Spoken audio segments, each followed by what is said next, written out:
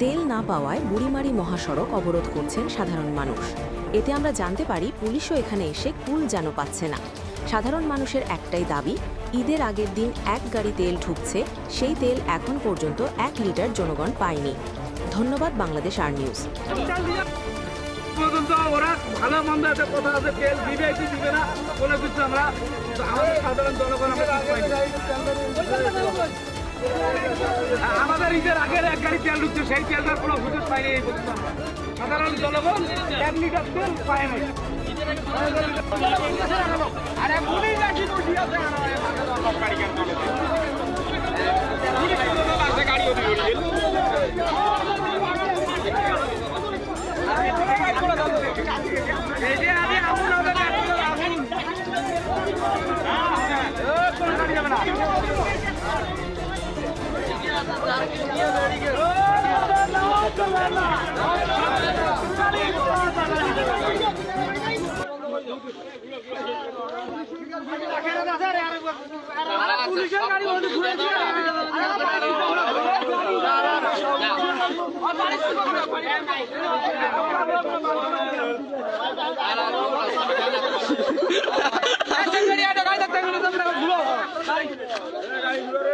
যাবে না।